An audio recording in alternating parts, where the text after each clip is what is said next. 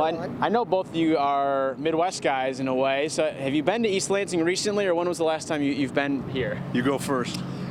I don't remember unless I was bringing my daughter to come to school here because she did come to school, or that might be the last time. Okay. I've done a lot of games here. Most recently, it might have been Coach D'Antonio. I don't know. It's been a while. But. So what's it like to be back? And I mean, beautiful weather today. Hey, this beats the heck out of Iowa last week. I'll tell you that much. And you know, I guess we're glad we're not at USC. I think they've got a lot of rain out there today. Yeah.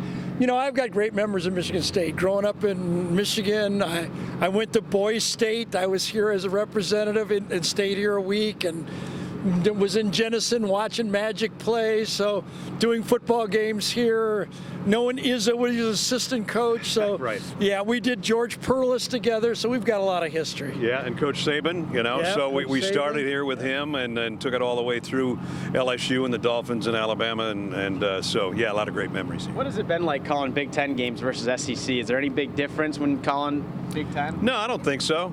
You know, we got used to the SEC, and the travel was quite a bit easier for a lot of us. But the brand of football is the same. Weather's a little bit different, but you know, every time we're in a booth together, when the game starts, the game is the main thing. I know, too, with the game itself, teams don't have the best record, not having the best season right now, but what do you just think of the overall matchup, Penn State, Michigan State?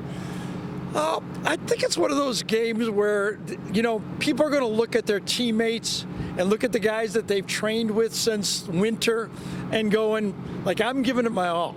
You know, like, it's one of those games where you say, whatever the scoreboard is, that's one thing, but I want to make sure that what I put on tape represents who I am, my family, why I came here, the people that played before me, the people that are watching this game. I think there's a lot of pride, and you don't get to this level if you don't have that pride. Yeah, the same thing, you know, 2 weeks ago against Minnesota, Michigan State could have folded the Tents at halftime. They're down 10-0. The quarterback's getting beat up.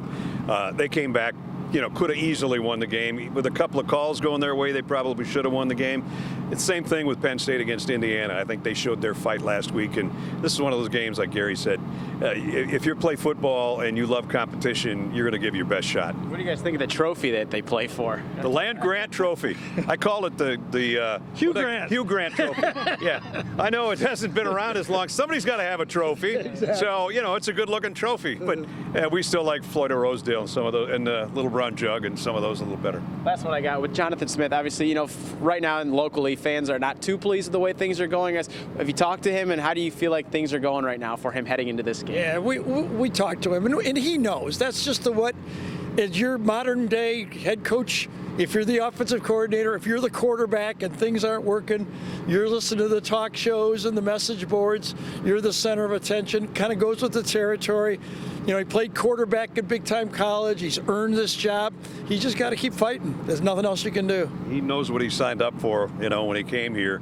Gary said to him in the meeting, he said, you know, if it wasn't for Cignetti, you wouldn't be in all this kind of hot water, all you coaches that are losing games. So he didn't bring his whole Oregon State team with him, just brought a couple of the guys. That's true. Awesome. Thank you, guys. I appreciate it.